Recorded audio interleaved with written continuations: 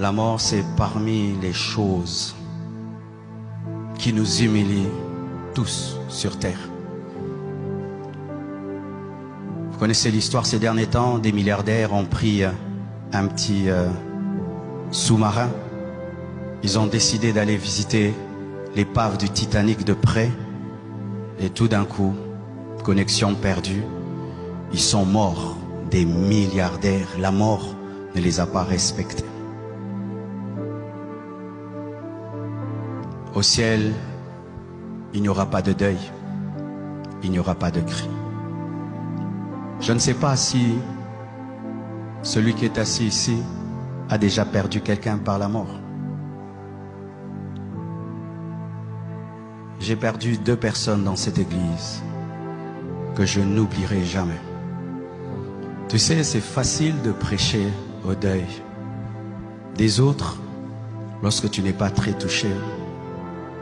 Mais quand vraiment c'est quelqu'un que tu aimes, alors des fois tu comprends pourquoi certains, quand ils pleurent, ils disent des choses bizarres.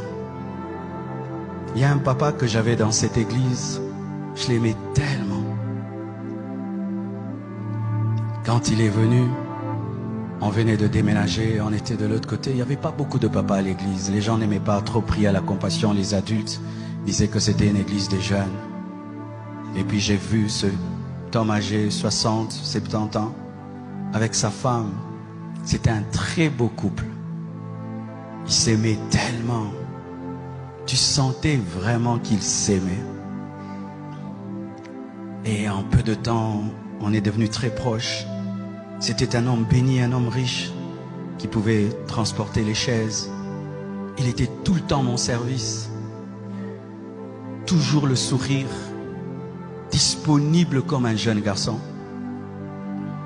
Et je ne savais pas qu'il était malade. Il ne m'avait jamais dit qu'il était malade. La dernière fois que je l'ai vu à Boston, on parlait de tout. Il ne m'a rien dit. Et un jour, on me dit qu'il est mort.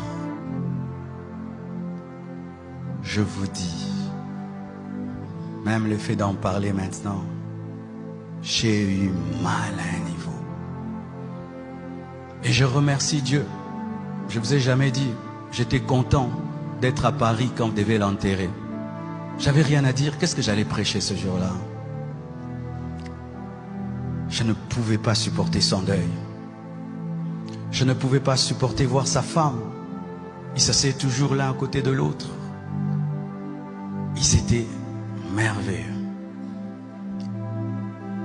Et chaque fois que je voyais sa femme sans lui, je pouvais savoir à quel point il avait mal.